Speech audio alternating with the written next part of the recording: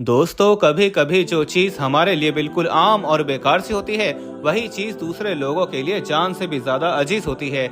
ऐसी एक चीज होती है फिटकरी। आज के इस वीडियो में हम आपको इसी फिटकरी के बारे में बताने वाले हैं और आपको बताने वाले हैं कि सऊदी अरब की औरतों को फिटकरी इतनी ज्यादा पसंद क्यों है। सऊदी अरब की औरतें रात को सोने से पहले इस फिटकरी का इस्तेमाल क्यों करती हैं, जानकर यकीनन आप लोग भी हैरान रह जाओगे। इसलिए आज का यह वीडियो आप सभी के लिए बहुत खास है। आप इसको आखिर तक जरूर देखें और जानकारी अच्छी लगे तो वीडियो को दिल से एक लाइक करके इसे शेयर भी कर दें, ताकि यह वीडियो और भी लोगों के पास में पहुंच जाए। तो चलिए दोस्तों, शुरू करते हैं। दोस्तों, पाकिस्तान की रहने वाली एक औरत है जो सऊदी अरब में खादिमा का काम करती है, यानी कि अरबी लोगों के घरों में काम करती है। उसका कहना है कि मुझे इस फिटकरी के इस्तेमाल का इल्म उस वक्त हुआ जब मैंने अरबी औरतों को फिटकरी लगाते हुए अपनी आंखों से देख लिया था, जिसे देखकर मेरे तो होश ही उड़ गए थे। इस औरत ने अपनी पूरी कहानी कुछ यूँ बताई। वो कहती है कि मेरा नाम रूबीना है, मैं पाकिस्तान की रहने वाली हूँ। मेरी शादी एक ऐसे इंसान के साथ में हुई थी जो सऊदी अरब में सालों से काम कर रहा था और इस वक्त वो पाकिस्तान में सिर्फ शादी करने के लिए ही आया था। फिर मेरी शादी को हफ्ता भर भी नहीं गुजरा था, एक दिन मेरे शौहर ने मुझे अपना सामान बांधने को कह दिया, क्योंकि अब उसकी वापसी का वक्त आ गया था। अब उसे सऊदी अरब में वापस जाना था। यह सुनकर मैं सुबक सुबक कर रोने लगी, क्योंकि अभी तो हमारी शादी को हफ्ता भर भी नहीं गुजरा था कि मेरे शौहर ने वापस जाने की बात कह दी। मैंने अपने शौहर से कहा कि मैं आपके बगैर यहाँ पर कैसे रहूंगी, तो इस पर वो कहने लगे कि क्या करूँ, मजबूरी है मेरी, रोजी रोटी के लिए मुझे वापस जाना ही होगा। फिर मुझे अपना सामान बांधने का कहकर वो बाजार में चले गए। दोस्तों, वीडियो में आगे बढ़ने से पहले हम आपको ये भी बताना चाहते हैं कि शुगर एक ऐसी बीमारी है जो आजकल ज्यादातर लोगों में देखी जा रही है। इसलिए हम आपके लिए अफ्रीका की जड़ी बूटियों से बनी एक ऐसी दवाई लेकर आए हैं जिससे आपकी शुगर की बीमारी बिल्कुल जड़ से खत्म हो जाएगी। मर्दाना कमजोरी और धात के मरीजों के लिए भी हमारे पास बहुत ही कामयाब दवाई मौजूद है, जिसको अगर आप एक बार इस्तेमाल कर लोगे तो इंशाल्लाह अपनी दुआओं में हमेशा याद रखोगे। सिर्फ एक ही महीने ये दवाई खानी होती है। इस नंबर पर एड्रेस व्हाट्सएप करके आप दवाई ऑर्डर कर सकते हैं या फिर आप कॉल करके अपना ऑर्डर लिखवा सकते हैं। फिर कुछ देर बाद मैंने देखा कि मेरे शौहर तकरीबन 10 किलो से भी ज्यादा फिटकरी खरीद कर ले आए और लाकर मुझसे कहने लगे कि इसे भी मेरे सामान में बांध दो। इतनी सारी फिटकरी देखकर मैं तो हैरान रह गई। इसलिए मैंने अपने शौहर से पूछा कि आप इसका वहाँ पर क्या करेंगे। तो यह सुनकर मेरे शौहर ने कहा कि मुझे नहीं पता, सऊदी औरतें इस फिटकरी का कुछ और ही इस्तेमाल करती हैं, लेकिन हाँ, मुझे ये मालूम है कि वहाँ पर इस फिटकरी की अहमियत बहुत ज्यादा है। सऊदी औरतें इस फिटकरी को खरीदने के लिए तड़पती हैं। तकरीबन वहाँ पर हर सऊदी औरत के घर में यह फिटकरी जरूर मौजूद होती है। इसलिए मैं जब भी छुट्टी काट कर वापस जाता हूँ तो मैं इस फिटकरी को जरूर लेकर जाता हूँ। मेरे शौहर की यह बात सुनकर मैं हैरान रह गई और सोचने लगी कि आखिर सऊदी अरब की औरतें इस फिटकरी का क्या करती हैं। खैर, फिर मैं उनका सामान बांधने लगी और उनके सामान में ये फिटकरी भी रख दी और इसके बाद मैं अपने शौहर से कहने लगी कि आप जितना जल्दी हो सके मुझे भी वहाँ पर अपने पास बुला लेना। उस वक्त मेरे आंसू रुकने का नाम नहीं ले रहे थे। मुझे इस तरह से रोता हुआ देखकर वो कहने लगे कि तुम ज्यादा परेशान ना हो, मैं वहाँ पर जाकर तुम्हें जल्दी ही अपने पास में बुला लूंगा। यह सुनकर मुझे थोड़ा सुकून मिला और फिर इस तरह से मेरे शौहर मुझे अकेला छोड़कर सऊदी अरब में चले गए। इसके बाद फिर जब भी उनका फोन आता तो मैं फोन पर जारो कतार रोने लग जाती और कहती कि आप मुझे अपने पास में बुला लो। फिर कुछ ही दिन गुजरे थे। एक दिन उन्होंने मुझे बताया कि वो मुझे भी अपने पास सऊदी अरब में बुला रहे हैं। उनकी सारी कागजी कार्रवाई पूरी हो चुकी है और फिर एक दिन उन्होंने मेरे सारे कागजात भी भेज दिए। यह देखकर मेरी खुशी का ठिकाना ना रहा। मैं जल्दी जल्दी सऊदी अरब में जाने की तैयारी करने लगी। मैंने अपने शौहर से पूछा कि क्या आपके लिए भी कुछ सामान लाना है। तो यह सुनकर मेरे शौहर कहने लगे कि तुम जब भी आओ तो अपने साथ में 15 किलो फिटकरी ले आना। यह सुनकर मैं हैरान रह गई और सोचने लगी कि अभी कुछ दिन पहले ही तो वो 10 किलो फिटकरी लेकर गए हैं और अभी 15 किलो और मंगा रहे हैं। आखिर ये सऊदी औरतें इस फिटकरी का करती क्या हैं। खैर, फिर मैं 15 किलो फिटकरी साथ में लेकर सऊदी अरब में पहुंच गई। एयरपोर्ट पर मैंने अपने शौहर को जैसे ही देखा तो मैं खुशी से उछल पड़ी, मगर मेरे शौहर ने मुझसे पहला सवाल यही किया कि क्या तुम फिटकरी लाई हो। उनकी यह बात सुनकर मेरा दिल टूट गया और मैं सोचने लगी इन्हें मुझसे ज्यादा अपनी फिटकरी की फिक्र है। फिर मैंने खामोशी से अपने बैग से फिटकरी निकाली और उन्हें दे दी। वो फिटकरी लेकर ना जाने किसको देने के लिए चले गए। फिर जब वो वापस आए तो उनके पास में बहुत सारे पैसे थे और वो वापस आकर मुझसे बहुत ज्यादा मोहब्बत के साथ पेश भी आए। इसलिए मुझे इस फिटकरी के बारे में सवाल पूछने का मौका ही नहीं मिला कि वो इतनी सारी फिटकरी किसे देकर आए हैं। खैर, इसके बाद में हम दोनों साथ साथ रहने लगे।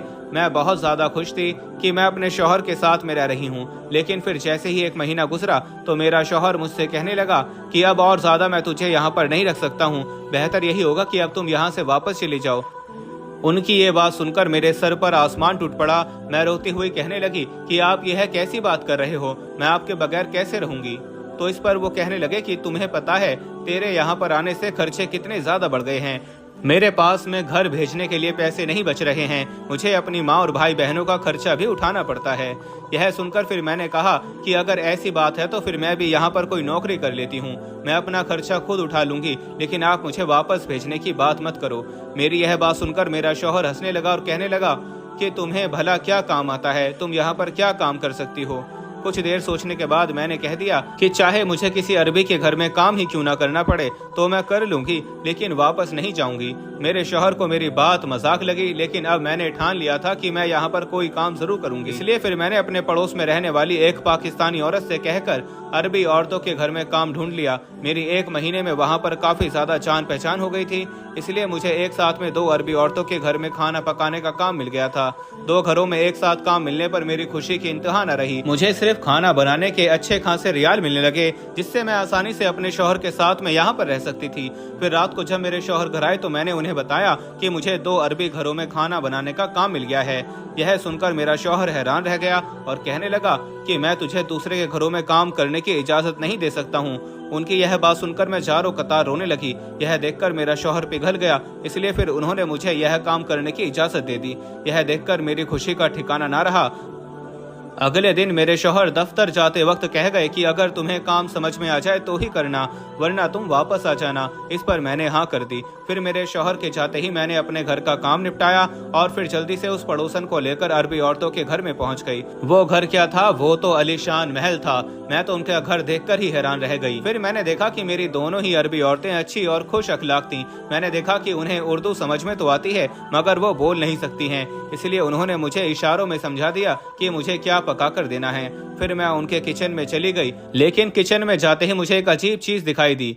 मैंने वहां पर देखा कि वहां पर एक बहुत बड़ा डिब्बा रखा हुआ है और उसमें ढेर सारी फिटकरी के टुकड़े पड़े हुए हैं। उसे देखते ही मुझे याद आ गया कि मेरे शौहर इसीलिए इतनी सारी फिटकरी लेकर आते हैं। लेकिन साथ ही मैं ये भी सोचने लगी कि आखिर ये अरबी औरतें इस फिटकरी का करती क्या हैं। इस बारे में मैं उन अरबी औरतों से पूछ भी नहीं सकती थी, क्योंकि मेरे शौहर ने मुझे पहले ही कह दिया था कि इस बारे में कभी भी किसी अरबी औरत से मत पूछ लेना। फिर मैंने यहाँ पर सिर्फ 2 ही घंटों में खाना तैयार कर दिया और फिर मैं उस दूसरी अरबी औरत के घर में चली गई। वहाँ भी मैंने किचन में बहुत सारे फिटकरी को देखा, जिसे देखकर मैं हैरान रह गई और सोचने लगी कि अब तो मैं इसके बारे में पता करके ही रहूंगी।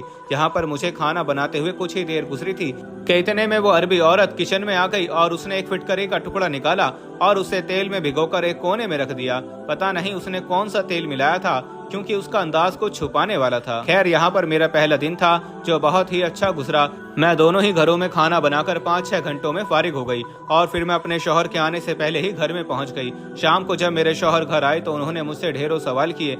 मैंने उन्हें बता दिया कि मेरा काम बहुत अच्छा है और वो दोनों अरबी औरतें भी बहुत अच्छी हैं। मेरी यह बात सुनकर वो मुस्कुराने लगे, लेकिन मैं अभी भी उस फिटकरी को लेकर परेशान हो रही थी और सोच रही थी कि आखिर ये अरबी औरतें इस फिटकरी का करती क्या हैं। जब मेरे शौहर ने मुझे गुमसुम सा देखा तो वो पूछने लगे कि तुम्हें क्या हुआ है। फिर मैंने अपने शौहर को सारी बातें बता दी कि मैंने किस तरह से दोनों ही अरबी औरतों के किचन में फिटकरी को देखा है, लेकिन मुझे ये समझ में नहीं आ रहा है कि यह अरबी औरतें इस फिटकरी को किस काम में इस्तेमाल करती हैं। मेरी यह बात सुनकर मेरा शौहर हंसने लगा और कहने लगा कि तुम औरतें भी छोटी छोटी बातों में उलझ जाती हो। चलो अब मैं ही तुम्हें इसका पता करके बताऊंगा कि आखिर अरबी औरतें इस फिटकरी का करती क्या हैं। अब मेरे दिन यहाँ पर तेजी से गुजरने लगे और मेरा काम भी बहुत अच्छे से चल रहा था। एक दिन मैं घर में बैठी हुई थी कि तभी मेरे शौहर दफ्तर से घर आए और आते ही मेरा हाथ पकड़ कर बैठ गए और कहने लगे कि आज मैं तुम्हारी सारी परेशानी को दूर कर देता हूँ और तुम्हें इस फिटकरी का राज बता देता हूँ। लेकिन यह अरबी औरतें नहीं चाहती हैं कि उनका यह राज किसी को पता चले, क्योंकि इनके यहाँ पर इस फिटकरी का इस्तेमाल सदियों से होता आ रहा है और यह इसे अपने तक ही मौजूद रखना चाहती हैं। फिर मेरे शौहर कहने लगे कि तुम्हें पता है हर इलाके में अपने कुछ रस्म और रिवाज होते हैं, इसी तरह से हर इलाके में अपने कुछ टोटके और इलाज भी होते हैं। यह अरबी औरतें जिस तरह से इस फिटकरी का इस्तेमाल करती हैं उसके बारे में अगर पाकिस्तानी औरतों को मालूम चल जाए तो फिर उनके घरों में भी इस फिटकरी का ढेर नजर आने लग जाए। मैंने अपने शौहर को घूर कर देखा और कहने लगी कि अब बता भी दो इस राज को। फिर मेरी यह बात सुनकर मेरे शौहर ने मुझे एक ऐसा राज बताया जिसे मैं सुनकर हैरान रह गई। मैंने आज तक अपनी 22 साल जिंदगी में इस फिटकरी का ऐसा इस्तेमाल कभी नहीं सुना था। मैंने अपने शौहर से इसके बारे में पूछा तो वो कहने लगे कि मैंने अपने एक अरबी दोस्त से इसके बारे में पूछा है जो मेरे साथ में दफ्तर में काम करता है और ये वही अरबी शख्स है जिसको मैं पाकिस्तान से फिटकरी ला कर देता हूँ। मेरे शौहर ने मुझे बताया कि अरबी औरतें पहले एक खास किस्म का तेल तैयार करती हैं जो उन्होंने अपने बुजुर्गों से सीखा है। जैतून के तेल में कुछ मिलाकर इसे तैयार किया जाता है। फिर इस तेल को तकरीबन 2 महीनों तक रख दिया जाता है। फिर इस तेल में फिटकरी को भिगोकर रख दिया जाता है। फिर यह अरबी औरतें रोज रात को इस फिटकरी और तेल को इस्तेमाल करती हैं। यह अरबी औरतें हर रात अपने पेट में और अपनी नाफ में इसे लगाती हैं, क्योंकि इन अरबी औरतों का मानना है कि ऐसा करने से उनके यहाँ पर औलादे नरीना पैदा होंगी, यानी कि उनके यहाँ पर बेटा ही पैदा होगा। यह बात मेरे लिए बहुत अनोखी थी, ऐसा मैंने पहली बार सुना था। लेकिन साथ ही मुझे यह बात समझ नहीं आ रही थी कि ये अरबी औरतें इस बात को इतना ज्यादा छुपा क्यों रही हैं। तो यह सुनकर मेरे शौहर ने बताया कि हर किसी के अपने तौर तरीके होते हैं, हर किसी के अपने टोटके होते हैं। अगर यह अरबी औरतें इसे छुपा कर ना करें तो उनका यह अमल कामयाब नहीं होता है, इसलिए वो इसे सबसे छुपाती हैं। यह सुनकर मैंने अफसोस भरे लहजे में अपने शौहर से कहा कि मेरे पास तो ना ही फिटकरी है और ना ही मुझे ये तेल बनाना आता है। मेरी यह बात सुनकर वो हंस पड़े और कहने लगे, बस मुझे तो औलाद की ख्वाहिश है, चाहे वो बेटा हो या बेटी हो, मुझे इस बात से कुछ भी फर्क नहीं पड़ता है। उनकी यह सोच देखकर मुझे बहुत खुशी हुई कि उन्होंने दूसरे मर्दों की तरह बेटे की ख्वाहिश का इजहार नहीं किया। मैं अभी तक उन दोनों अरबी घरों में काम कर रही थी। कुछ दिनों के बाद मुझे पता चला कि मेरी दोनों मालकिन हामिला हो गई हैं। अब मैं उनका बहुत ज्यादा ख्याल भी रखने लगी। फिर यहाँ पर हैरत की बात यह हुई कि उन दोनों ने बेटों को ही पैदा किया, यानी कि उन दोनों अरबी औरतों के बेटे ही पैदा हुए। शायद उनका बनाया गया तेल वाकई में काम कर गया। लेकिन फिर कुछ दिनों के बाद में अल्लाह ने मुझे भी खुशखबरी सुना दी। लेकिन मैंने कोई फिटकरी और तेल का इस्तेमाल नहीं किया था, लेकिन फिर भी अल्लाह ने मेरी झोली में बेटा डाल दिया। दोस्तों, बेटा हो या बेटी, यह सब अल्लाह के हाथ में है। लेकिन हम इंसान हैं कि अपने तौर तरीकों से बेटा ही हासिल करने की कोशिश करते हैं। अरबी औरतें भी कुछ ऐसे ही टोटके इस्तेमाल कर रही थीं। वो कहती हैं कि मैं इस बात को तो नहीं जानती कि सऊदी अरब में कितनी औरतें इस फिटकरी का इस्तेमाल करती हैं, लेकिन जहाँ तक भी मैंने देखा, ज़्यादातर अरबी औरतों के घरों में फिटकरी मौजूद होती है। दोस्तों, क्या आप भी बेटा हासिल करने के लिए इस तरह की कुछ टोटके इस्तेमाल कर रहे हो, या फिर आपने भी अरबी औरतों के इस फिटकरी वाले टोटके को सुन रखा है? आप हमें कमेंट बॉक्स में इसके बारे में ज़रूर बताएं और आप अपनी राय ज़रूर दें। आपका वीडियो देखने के लिए बहुत बहुत शुक्रिया।